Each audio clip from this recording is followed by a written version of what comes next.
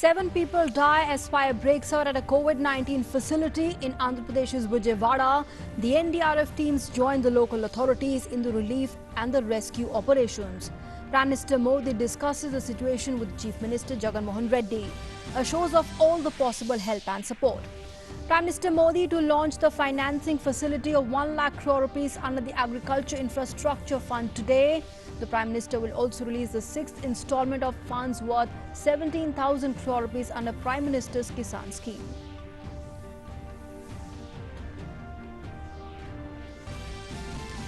Civil Aviation Minister Hardeep Puri orders inquiry in the Kozhikode plane tragedy. The findings of the investigation to be made public.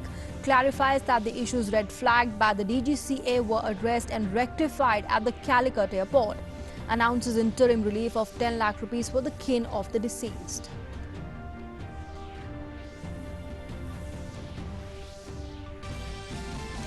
"27 bodies retrieved from landslide site in Kerala's Idukki district. More than 40 people still believed to be trapped. The NDRF and the fire service personnel continue the search operations in the area. The victims are mostly tea estate workers and their kin.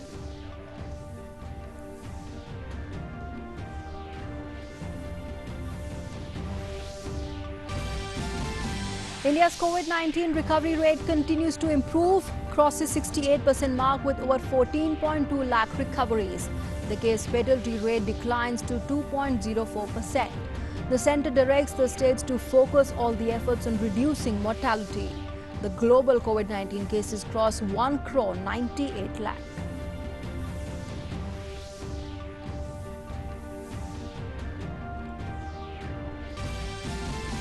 And in sports news, the German champions Bayern Munich and Spanish favourites Barcelona march into the quarter-finals of the UEFA Champions League after respective wins over Chelsea and Napoli in the last round of 16.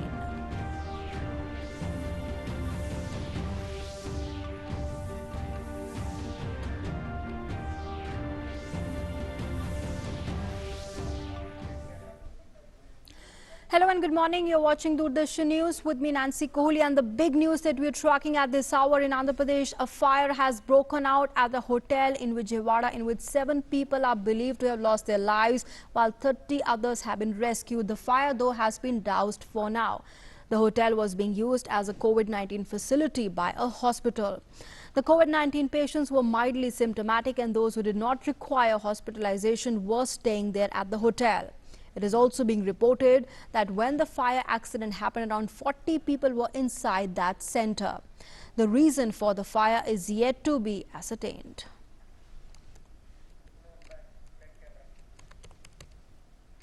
And Prime Minister Modi has expressed anguish by the fire at a COVID centre in Vijayawada. In a tweet, he said, I quote, "My thoughts are with those who have lost their loved ones. I pray that the injured recover as soon as possible."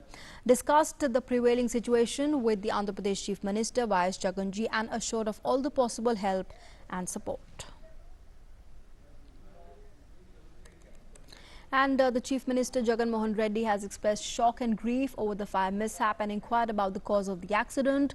In a tweet, he said, I quote, "Directed the concerned officials to take up the rescue measures and admit the injured in nearby hospitals.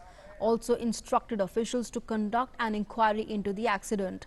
The fire occurred in the hotel that was taken on lease by being run by a private hospital to treat the COVID-19 patients.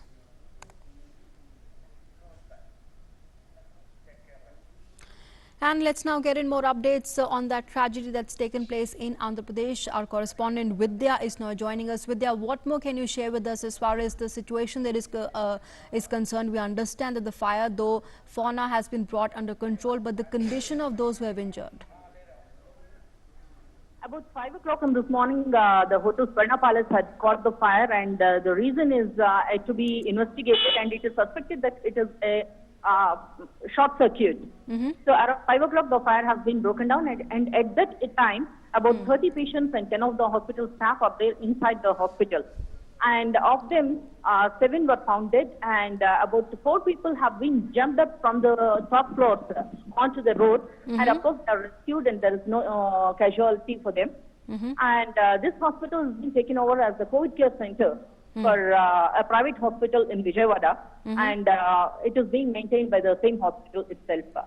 And the fire is being under control now, but the smoke has been covered the hotel totally, and the other people who are inside are being rescued through the ladders by the fire department, and they are being taken to the nearby hospitals using the ambulances. Okay. And what about the entire building? Vidya, has the entire building been evacuated, or is that the operation, the relief and the rescue operation still underway?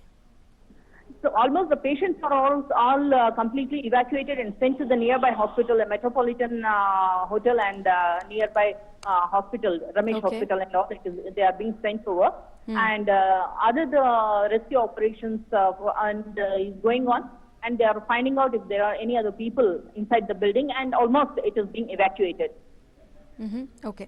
And what's the number that we're looking at, Vidya, just for confirmation? What's the number that the number of people that were staying there, as as far as this being turned into a COVID-19 facility there? What's the number of people that were inside? So 30 patients were there inside the hotel actually, and 7 of them were found dead, and 2 casualties are being found. It is because of the fire accident, and they are taken to the nearby hospital for further doctoral care. Okay. And the condition of those injured, Vidya? So they are taken to the hospital at present. They are under doctor care. Okay. All right. All right, Vidya, thanks for joining us and sharing those inputs there on the tragedy that's taken place there in Andhra Pradesh at a hotel, which was in fact a COVID-19 facility. There were patients were there who had mild symptoms, and of course they were inside that hotel that was had been taken on lease by a private hospital, and that had turned into a COVID-19 facility there in Vijayawada, and that had caught fire early in the morning today, and we are given to understand that people there have lost their lives, and in fact the rescue and relief operation had just gotten over, though the fire has now been brought under control. We wish a speedy recovery to those injured there, and of course condolences to those who have lost their lives. Moving on now, Prime Minister Narendra Modi greeted the nation on the occasion of Balram Jayanti. In a tweet he said, I quote, "Greetings to the countrymen, especially farmers, on the occasion of Balram Jayanti, Halchat and Dau birth anniversary. On this special day, I will launch a funding facility of 1 lakh crore rupees under the Agriculture Infrastructure Fund at 11 this morning through video conferencing," unquote. And Prime Minister Modi will also be releasing the 6th installment of funds of 17,000 crore rupees to 8.5 crore farmers under the Prime Minister's Kisan scheme. The Union Minister of Agriculture and Farmers Welfare, Narendra Singh Tomar, besides lakhs of farmers, cooperatives and citizens across the country, will attend the event. The central sector scheme of financing facility approved by the Union Cabinet will catalyze the creation of the post-harvest management infrastructure and the community farming assets such as cold storage, collection centers and the processing units. These assets will enable farmers to get greater value for their produce, as they will be able to store and sell at higher prices, reduce the wastage and increase the processing and value addition. The Pradhan Mantri Kisan Samman Nidhi Yojana scheme, launched on the 1st of December 2018, has provided a direct cash benefit of over 75,000 crore rupees to over 9.9 crore farmers. The scheme has been instrumental in supporting farmers during the COVID-19 pandemic through the release of nearly 22,000 crore rupees to aid the farmers during the lockdown period.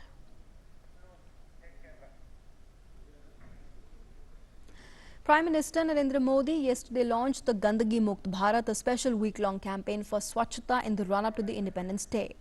Every day for a week till the 15th of August, special Swachhata initiatives will be organized in urban and rural India to reinforce the Jan Andolan for Swachhata.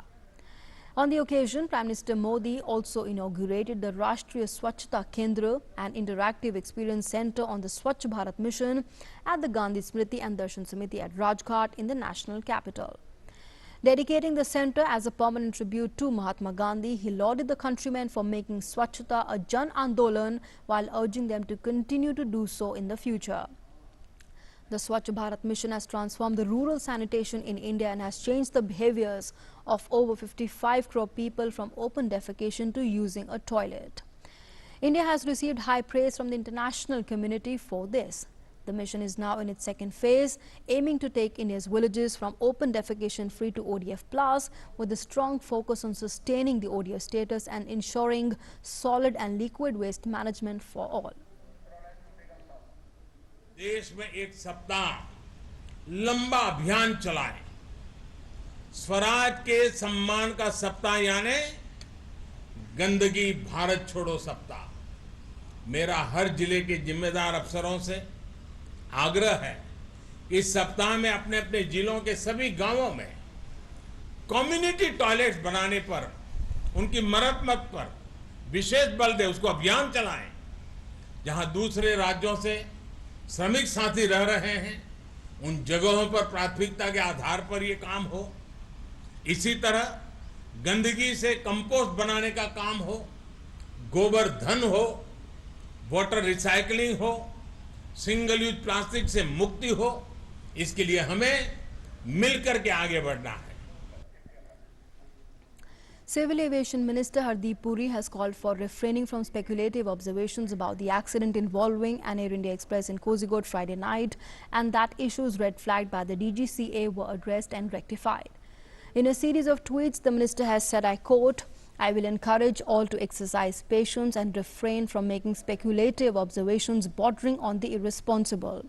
Most importantly, as in the case of Kozhikode accident, an inquiry has been ordered under the Aircraft Act and the black boxes of the flight have been recovered. The findings of this investigation will be made public, unquote. The minister also had a word of advice for the opposition MPs and insisted that the plane involved in the crash was not a wide-body aircraft. He said, I quote, I would like to remind my colleagues that the aircraft involved in the incident at Kozhikode was a B737-800, which is not a wide-body aircraft. As far as the wide-body aircraft are concerned, the DGCA had carried out a thorough assessment and prescribed comprehensive mitigation measures, unquote. With respect to the ex gratia, the minister said, I quote again, all Air India aircraft are properly insured. Discussions will be held with the passengers and their families at an appropriate juncture in line with the Montreal Convention. Presently, we are working to extending all the possible support of families of deceased and help the injured passengers. We have announced an interim relief of 10 lakh rupees to the families of those who have lost their lives in Kozhikode air accident, 2 lakh rupees to the seriously injured and 50,000 rupees to people with minor injuries, unquote. Meanwhile, the last rites of the first officer Akhilesh Kumar, who was killed in Friday's crash, will be held in his hometown Mathura today.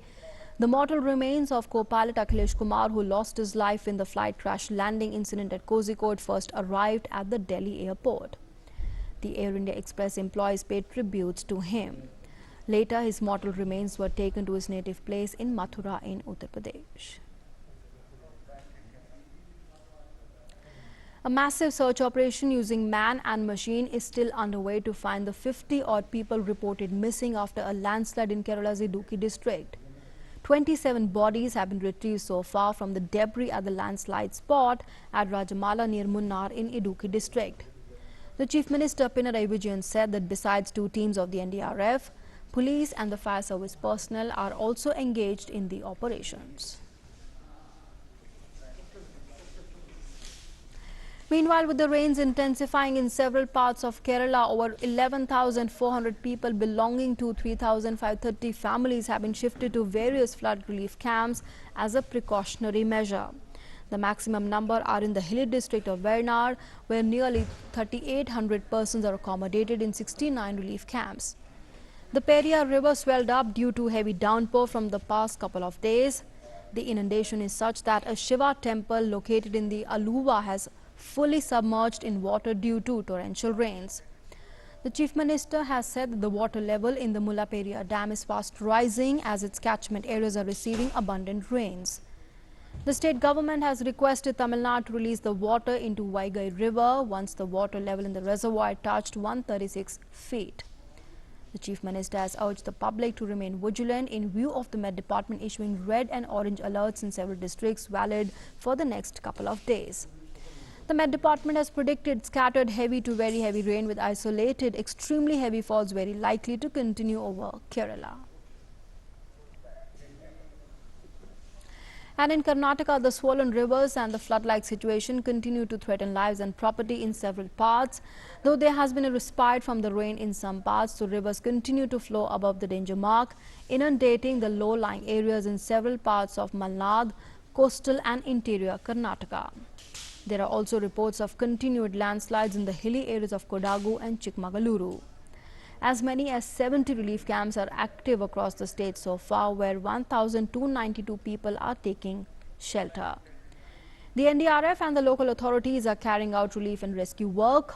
The state government has released 50 crore rupees for emergency relief and has announced 10,000 rupees as immediate relief each to the affected families. Meanwhile, a red alert has been issued for 5 districts: Shivamogga, Kodagu, Chikmagalur, Udupi and Dakshin Kannada till this morning, where very heavy or extremely heavy rainfall is likely to occur at places. The Met Department has also predicted isolated heavy to very heavy falls very likely over coastal and south interior Karnataka and Tamil Nadu during the next 2 to 3 days. Isolated extremely heavy falls are also likely over south interior and coastal Karnataka and the Ghat sections of Tamil Nadu during the next 24 hours. In Assam, the flood waters continue to recede, improving the situation considerably, with people returning to their homes. Lives have started returning back to normal as the number of districts affected by the flood stands at 6 out of 33 districts. The affected districts are Dhemaji, Baksa, Chirang, Kokrajhar, Kamrup and Morigaon. However, the administration is working hard to resettle the flood-affected people whose houses may have been damaged or washed away by the devastating flood and erosion. Most of the houses are full of mud, with the flood water receding, while the drinking water is a big issue as lives returning back to normal. The SDRF, the NDRF along with the civic bodies are distributing the relief material including sanitizers, phenyl, bleaching powder as the water dries, leaving behind the mud and dirt. As per reports, the Brahmaputra river is flowing above the danger mark at Nimati Ghat in Jorhat. The present population affected by the floods is less than 13,000, while 201 inmates are still taking shelter in the 2 relief camps. In Bihar, the swollen rivers originating in Nepal and flowing through the north part of the state continue to wreak havoc when more areas and inhabitants were hit by the floods, raising the number of people affected by the calamity to over 73 lakh. The total number of people evacuated from the worst affected areas is around 5 lakh so far. Altogether, 16 districts of the state have been reeling under floods caused by the rivers like Kosi, Bagmati, Kare, Kamla, Balan, Gandak and Budi Gandak. Darbhanga has been the worst hit, with over 20 lakh of its residents affected. The relief and rescue operations are in full swing, with 23 NDRF teams besides 10 of the SDRF involved in the efforts. And the Bihar Chief Minister Nitish Kumar conducted an aerial survey of the flood-affected northern part of the state. The areas included Samastipur, Begusarai, Khagadia, Bhagalpur, Saharsa, Katihar, Purnia, Araria and Kishanganj. These areas are affected due to the rising water levels of several rivers including Budi Gandak, Kosi and Bagmati besides others. The Chief Minister directed the officials to speed up the relief measures as well as strengthen the testing capacity. He also instructed officials to keep a check on the water level at the dams. And shifting focus now to the COVID-19 updates, and in the last 1 month, the COVID-19 recovery rate has shot up from 48.2% to 68.32%. In a tweet, the Ministry of Health and Family Welfare has said, I quote, "The effective clinical management based on a standard of care approach has led to more patients recovering and lesser fertility." COVID-19 testing in India has increased exponentially, a new high of 7 lakh tests done in the last 24 hours. And as per the latest figures by the Health Ministry, the COVID-19 tally has risen to 21,53,011, including 6,28,747 active cases. And the 14,80,885 have been cured and 43,379 deaths have also been reported.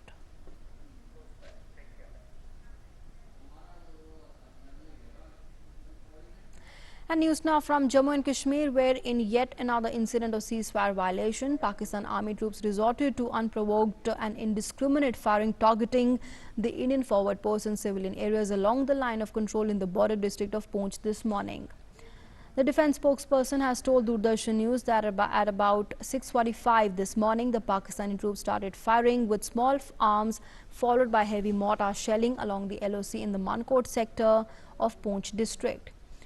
The alert Indian army troop guarding the fence are retaliating befittingly with equal caliber. One civilian was killed during the firing. The exchange of firing was going on till reports last came in. And an encounter is also underway at the Siganpur area in Kulgam. The joint operation was launched in the wee hours today on the information of specific imports. Cordon was laid and contact established, leading to firefight. The joint operation is still in progress.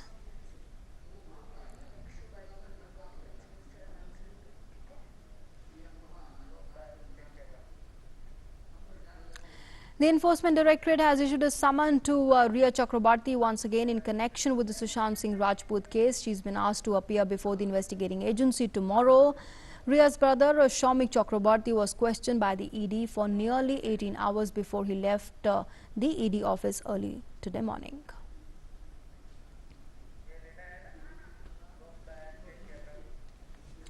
And that's all we have for you in this edition of the news. But in a short while from now, Raksha Mantri Rajnath Singh will make an important announcement. Stay tuned for all the updates with Doordarshan News. Thanks for being with us for the moment.